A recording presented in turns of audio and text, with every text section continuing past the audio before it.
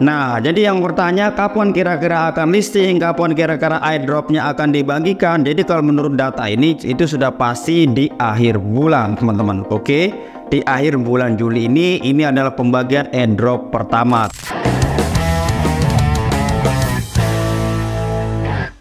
Halo, assalamualaikum warahmatullahi wabarakatuh. Bagaimana kabar teman-teman semua? Semoga dalam keadaan sehat selalu. Dan pada kesempatan ini teman-teman, kita akan membahas terkait dengan Hamster Kombat, yang dimana Hamster Kombat sekarang sudah memasuki bulan Juli, yang dimana bulan ini akan digadang-gadang sebagai bulan untuk listing.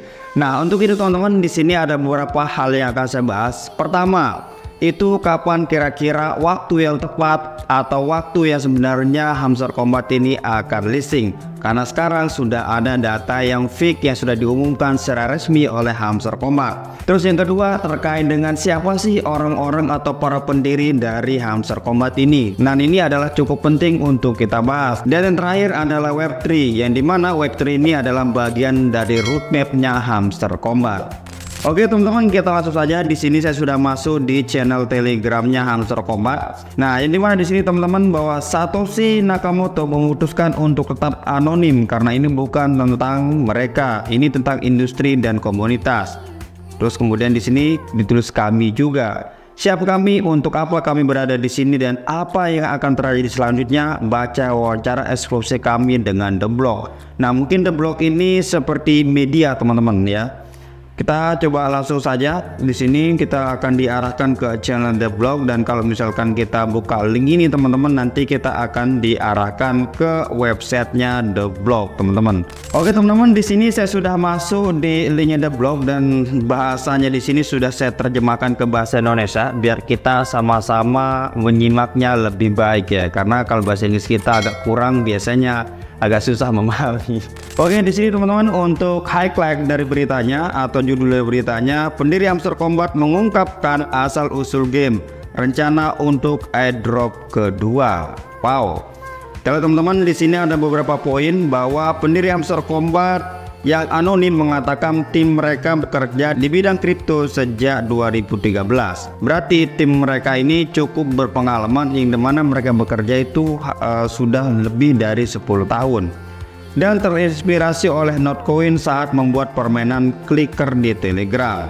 Dan di poin kedua teman-teman, ini yang paling krusial, bahwa para pendiri juga mengatakan bahwa setelah airdrop pertama yang dijadwalkan bulan ini, nah mereka berencana untuk melakukan airdrop kedua.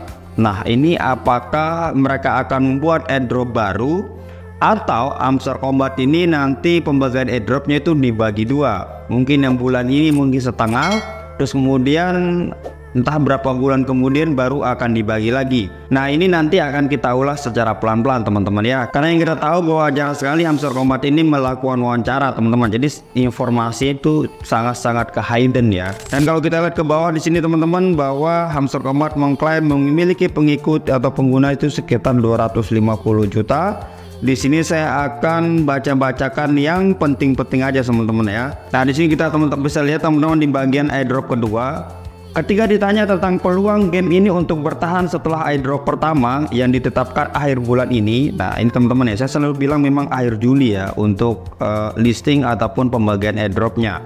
Itu berarti sudah pasti ya, karena ini hasil dari wawancara yang sudah diterbitkan secara resmi di channel resminya Hamster Kombat. Para pendiri Hamster Kombat bersikap optimis ya. Mereka mengatakan bahwa mereka sudah merencanakan airdrop kedua. Permainan akan terus berlanjut dan akan ada musim kedua dengan airdrop kedua dalam 2 tahun ke depan. Wow, 2 tahun guys.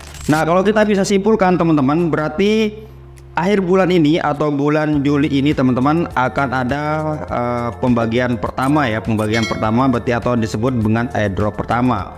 Terus kemudian 2 tahun kemudian baru akan terjadi pembagian airdrop kedua. Jadi bisa dikatakan bahwa proyeknya Hamster Kombat ini adalah jangka panjang, karena pembagian airdrop keduanya aja itu space-nya 2 tahun. Nah, yang jadi pertanyaan teman-teman, apakah airdropnya Hamster Kombat atau tokennya Hamster Kombat ini nanti akan dibagikan secara merata atau dibagi setengah? Misalkan bulan ini akan dibagi setengah, terus kemudian 2 tahun kemudian nanti baru akan dibagi setengah. Kalau misalkan dibagi setengah-setengah kayaknya hancur kayaknya ya. Jadi banyak teman-teman yang pasti nanti atau komunitas yang mungkin banyak yang kabur ya, karena tidak kebagian token. Ya untuk nunggu 2 tahun ya sangat-sangat lama sih gitu teman-teman ya. Tapi kalau misalkan mungkin dia ada 2 periode, untuk pertama misalnya sekarang dibagi merata mungkin berapa miliar token gitu, terus kemudian nanti tahap kedua juga akan dibagi lagi. Saya kira Hamster Kombat akan semakin meledak, karena kalau kita lihat di sini teman-teman, target terkait dengan Hamster Kombat itu memiliki pengikut itu sekitar 1 miliar orang. Jadi ini bukan hal mustahil ketika misalkan yang sekarang 250 juta ini kalau semuanya kebagian token teman-teman, tidak menutup kemungkinan untuk mungkin bisa 2 miliar dan sebagainya. Itu sangat-sangat gampang untuk Hamster Kombat, karena kita tahu sendiri bahwa game ini baru hanya beberapa bulan dia sudah memiliki pengikut sekitar 250 juta. Jadi kalau untuk ukuran 2 tahun ini bukan hal sulit untuk Hamster Kombat. Oke, terus kemudian bagi teman-teman yang bertanya siapa sih sebenarnya orang di balik Hamster Kombat ini, itu gampang sekali caranya. Teman-teman tinggal cari di Google sini di bagian siapakah pendiri Hamster Kombat. Pendiri Hamster Kombat itu yang ini teman-teman ya, yaitu Edward Gornif namanya, yaitu dia adalah pendiri perusahaan dari Care Price dan Care Money. Edward Gornif ini bukan orang sembarangan, ini mana dia pada tahun 2019 teman-teman dia memasuki majalahnya Forbes ya.